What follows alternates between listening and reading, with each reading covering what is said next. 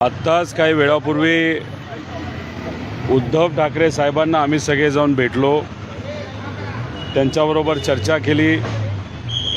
विषय काय होता तर दादांचा जो ॲक्सिडेंट झाला का घातपात झाला याच्यावर जे काय मी आत्तापर्यंत प्रेझेंटेशन केलेलं आहे त्याच्याबद्दलची माहिती एका मोठ्या पक्षाचे प्रमुख म्हणून उद्धव ठाकरे साहेबांना द्यायची होती आणि ती बराच वेळ म्हणजे 45 मिनटं आमची चर्चा या विषयावर झाली।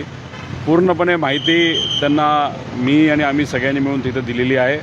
त्यांनी स्वतः मिळूनसुद्धा बऱ्यापैकी अभ्यास त्या ठिकाणी या विषयाच्या बाबतीत केला होता आणि त्यांना विनंती केली की 9 तारखेपासून केंद्रात पार्लमेंटचं सेशन सुरू होतं आहे, त्यामुळे त्या सेशनमध्ये आपल्या पक्षाचे खासदार दोन्ही हाऊसचे त्यांनी त्या ठिकाणी मुद्दा मांडावा।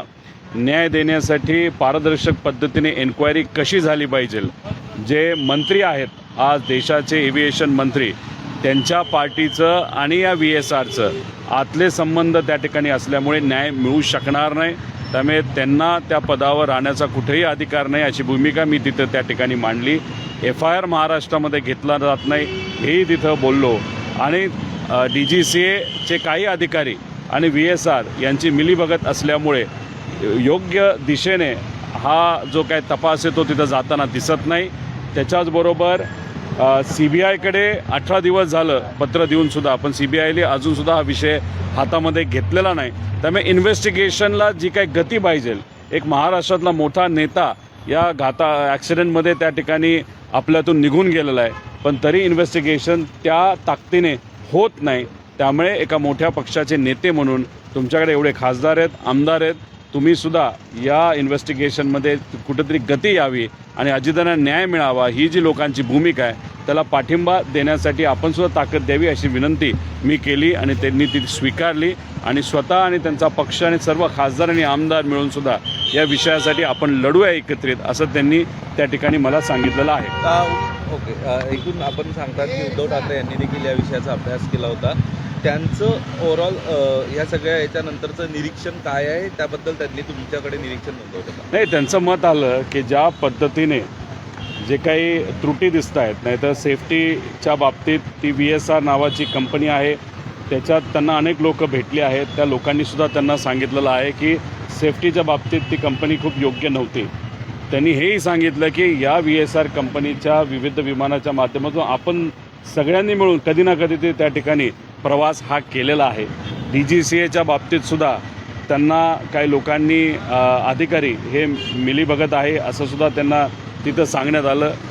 FIRबद्दल तर सगळ्यांनीच म्हणजे आश्चर्य व्यक्त केलं आहे की महाराष्ट्रात FIR कसा होत नाही। घाटकोपरमध्ये जो काही ॲक्सिडेंट झाला होता 19ला 9 महिन्यामध्ये पाठपुरावा केल्यानंतर आणि एखादा भाजपच्या खासदारांनी माजी खासदारांनी पाठपुरावा केल्यानंतर लगेच FIR होतो, पण इथं FIR होत नाही याच्यावरसुद्धा त्यांनी तिथं आश्चर्य हे व्यक्त केलेलं आहे।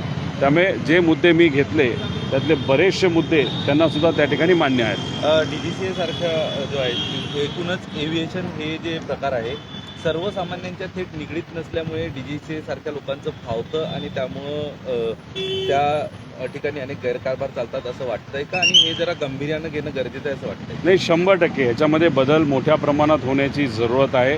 आपण जर बघितलं तर अजितदादांचा ॲक्सिडेंट तर आहेच, पण जी घटना अहमदाबादमध्ये घडली त्याच्याकडे सुद्धा एका वेगळ्या दृष्टिकोनातून बघण्याची जरूरत आहे। तिथे इन्व्हेस्टिगेशन ज्या पद्धतीने चालले त्याच्यामध्ये लोकांचा विचार कमी आणि बोईंग कंपनीचा जास्त आणि कुठेतरी इन्शुरन्स कंपनी म्हणजे जे काय एअर इंडियाला इन्शुरन्स तिथं मोठ्या प्रमाणात पडणार आहे तर त्या बाबतीतच कुठेतरी चर्चा होताना आणि त्यांचा जो काही CVR आहे ते जे रेकॉर्डिंग आहे त्याच्यामध्ये सुद्धा फार मोजकं रेकॉर्डिंग हे लोकांसमोर तिथं आलेलं आहे। त्यामुळे लाखो करोडो लोक भारतामध्ये विमानाने प्रवास करतात, पण DGCA ज्या पद्धतीने वागते, सेफ्टी ऑडिट ज्या पद्धतीने करते, कुठंतरी आता धोका वाटायला लागला विमानातसुद्धा प्रवास करताना। त्यामुळे त्या अनुषंगाने रिस्ट्रक्चरिंग जे पाहिजे आणि कुठंतरी एक शिस्त DGCAमध्ये जी आली पाहिजे आणि करप्शन जे मोठ्या प्रमाणात DGCAमध्ये ते कुठेतरी कमी झालं पाहिजे, कारण शेवटी लोकांच्या सेफ्टीचा हा मुद्दा आहे। VIP गेला, आमचा नेता गेला, आमचा काका गेला, हा तर मुद्दा आहेच, पण करोडो लोक जे सामान्य परिवारातले ते विमानाने आज ज्या देशामध्ये प्रवास करतात त्यांच्या सेफ्टीचा सुद्धा खूप मोठ्या प्रमाणात हा मुद्दा आहे। आपण बघतोय आज महाविकास आघाडीच्या माध्यमातून शरद पवार यांचं राज्यसभेसाठी पुन्हा एकदा नाव निश्चित झालेलं आहे.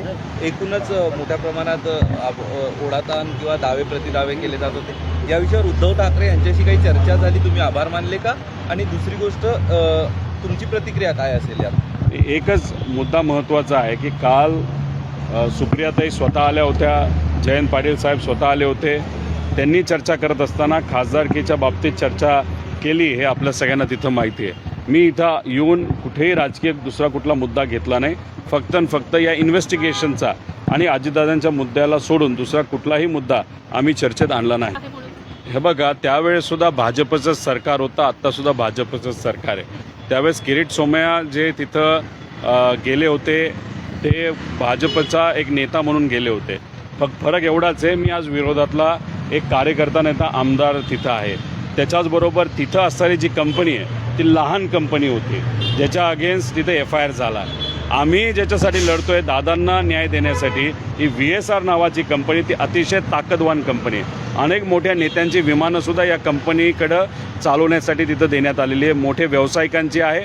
आणि बाकी तर मी तुम्हाला सांगितलं एव्हिएशन मंत्र्याचं कसं त्याच्यामध्ये आर्थिक आणि व्यक्तिगत रिलेशन आहे हे उघड मी त्या ठिकाणी सांगितलेलं आहे. आणि DGCAचे पण बरेचसे अधिकारी याच्यामध्ये अडकत आहेत.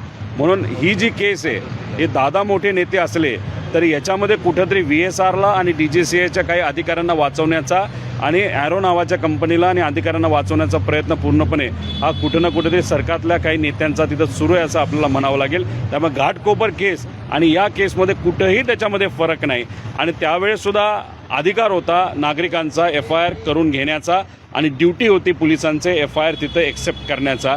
तोच अधिकार आत्तासुद्धा आम्हाला आहे. पण फक्त भेदभाव इथं राजकीय दृष्टिकोनातून केला जातो का कुठंतरी ह्याच्यात काहीतरी काळं बेर आहे म्हणून FIR करून दिला जात नाही अशी कुठेतरी शंका आमच्या सगळ्यांच्या मनामध्ये आहे. त्या सगळ्या परमिशन दिलेल्या होत्या परंतु त्या कुठंच सापडत नाही. एअर इंडियाच्या प्रकरणामध्ये सुद्धा श्वेता सिंगचंच नाव येते आणि अजितदादांच्या प्रकरणामध्ये सुद्धा ॲक्सिडेंटमध्ये सुद्धा श्वेता सिंगचंच नाव येते. आणि फक्त श्वेता सिंग लेवलचेच लोक याच्यामध्ये इन्वॉल्ड आहेत असं नाही, वरिष्ठ लोकसुद्धा इन्वॉल्ड आहेत. या VK सिंगली VSRच्या मालकाली वरिष्ठ अधिकारी DGCA यांची घरंसुद्धा बांधून दिलेली आहेत. आता त्यांचा पगार किती त्या अधिकाऱ्यांचा आणि त्यांची घरं काय किमतीची याचा थोडासा अभ्यास तुम्ही त्या ठिकाणी करा. आता श्वेता सिंगला तिथं ठेवण्यासाठी 10 वर्ष तर ते अशा पदावर होते ज्याच्यावर कुठेही त्यांचे क्वालिफिकेशन बसत नाही.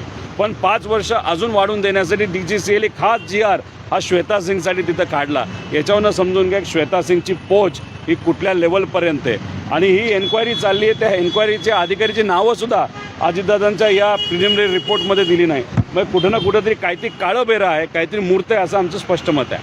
श्वेता सिंग जे आहेत त्यांचे जे काही घरचे संबंध जे आहेत, मैत्रीचे जे संबंध आहेत, काही राष्ट्रवादीच्या बड्या नेत्यांच्या मुलींसोबत आहेत असंही कळतं. येऊ द्या, ज्याचं नाव बाहेर यायचं त्यांचं येऊ द्या. आम्ही कुठंच काय नाही, कोणाचा मित्र, कोणाची मैत्रीण, कोणाचं काय रिलेशन, कोणाचे नातेसंबंध, कोणाची सून, कोणाचं काय असलं तरी आमचा नेता गेला आहे. त्यामुळे ज्याच्याकडे जी काय माहिती आहे ती बाहेर येऊ द्या. पण एक विषय तुम्ही समजून घ्या की इथं विरोधाचं साधा FIR घेतला जात नाही. त्यामुळे सत्तेतले लोकच कुठेतरी श्वेता सिंगला वाचवतात असं आपल्याला म्हणावं लागेल. अधिकाऱ्यांना वाचवतात, VSRला वाचवत आहेत. आणि कुठेतरी अजितदादांच्या बाबतीत स्पष्टपणे आणि पारदर्शक पद्धतीने जी एन्क्वायरी व्हायला पाहिजे ती दुर्दैवाने त्या ठिकाणी करून दिली जात नाही. त्यामुळे सत्तेतले असे कोण जे ही एन्क्वायरी दाबते असा प्रश्न आता लोकांच्या मनामध्ये पडायला लागलेला आहे. आघाडीसोबतच इंडिया आघाडीने पण येणं गरजेचं आहे आणि त्या संदर्भात काही चर्चा होणं अपेक्षित वाटतं का? खासदारांनी हा मुद्दा घ्यावा? नाही, 100% तोच मुद्दा तिथं घ्यावा लागेल. आणि ही फक्त आपलीच या ॲक्सिडेंटच्या बद्दलची मागणी असं समजून चालणार नाही. एअर इंडियाचा जो ॲक्सिडेंट झाला आहे अहमदाबादमध्ये 300पेक्षा जास्त लोकांचा मृत्यू झाला आहे, तिथे असणाऱ्या पायलट संघटनेचं सुद्धा हेच मागणं आहे. आणि तिथे असणाऱ्या जे काही नातेसंबंध आहेत ज्यांची लोक त्याच्यामध्ये मृत्युमुखी पडली त्यांचंसुद्धा ही मागणी आहे. त्यामुळे 12च्या अंतर्गतच या दोन्ही एन्क्वायरी तिथं झाल्या पाहिजेत. कारण का त्याच्यामध्ये व्यापकता मिळते, त्याच्यामध्ये वेगळा कंट्रोल मिळतो आणि एक कमिटी फॉर्म केली जाते, त्याच्यातून लोकांना बोलवलं जातं, एन्क्वायरी केली जाते. रूल 11च्या अंतर्गत आपण बघितलं तर घरच्या घरी कुठेतरी एन्क्वायरी केली जाते. म्हणजे आपल्या मित्रांचीच एन्क्वायरी आपण करायची ना आपल्याच मित्रांना वाचवायचं असा 11 रूल म्हणतो. आणि 12 रूलच्या अंतर्गत आपल्याला व्यापक एन्क्वायरी याच्यामध्ये करता येईल. आणि हा फक्त दादांचा विषय नाही, तर एअर इंडियाचा ॲक्सिडेंट जो अहमदाबादला झाला त्याच्यामध्ये सुद्धा 12च्या अंतर्गत एन्क्वायरी केली. तर मग या लेवलला ही एन्क्वायरी जाईल की विमान घ्यायला कुणी सांगितलं होतं, त्यावेळेस कोण अधिकारी होता, कोण मंत्री होता, खरंच कुठं हे पाणी मुरलं आणि ते पाणी मुरलं म्हणून 10-12 वर्षानंतर हा ॲक्सिडेंट झाला, अशा लेवलपर्यंत सुद्धा त्याच्यामध्ये काही आपल्याला फाइंडिंग्स हे मिळू शकतात.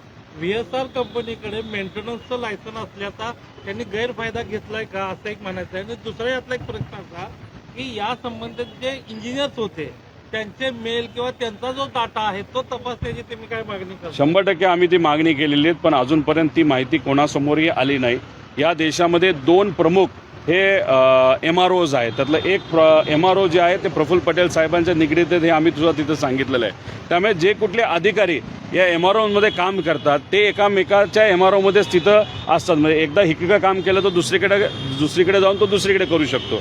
आता राहिला प्रश्न VSRचा, त्यांचं स्वतःचं एक मेंटेनन्स डिपार्टमेंट होतं, पण तिथे असणारे अधिकारी खूप क्वालिफाईड होते असं आम्हाला त्या ठिकाणी वाटत नाही. ते अधिकारी काम करणारे आधी कुठल्या कंपनीत करत होते, त्यांचे कोणाचे नातेसंबंध आहेत का, अजून वेगळ्या प्रकारचे संबंध आहेत का, हे कुठेतरी क्रिमिनल इन्व्हेस्टिगेशनच्या माध्यमातून होणं महत्त्वाचं आहे.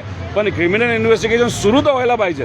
CID सुरू केलं, पण CID म्हणते AIBसाठी आम्ही वाट बघणार आहोत. AIBचा प्रिलिमिनरी रिपोर्ट आला की झाडाला धडकलं, मग ते कुठल्या बाजूला वळलं हे सुद्धा AIBला जर माहीत नसेल तर त्या प्रिलिमिनरी रिपोर्टवर CID काय एन्क्वायरी करणार. CBIकडे हा विषय जाऊन 18 दिवस झाले तरी CBIने अजून ते स्वीकारलं नाही. सुशांत सिंगच्या बाबतीत 2 दिवसात तुम्ही स्वीकारता आणि इथं मात्र तुम्ही 18 दिवस होऊन सुद्धा स्वीकारत नाही. मग हीच दादांच्या मोठेपणाची किंमत आहे का, मोठ्या महाराष्ट्राच्या नेत्याची हीच किंमत या देशामध्ये आहे का, असा प्रश्न आम्हाला पडायला लागलेला आहे.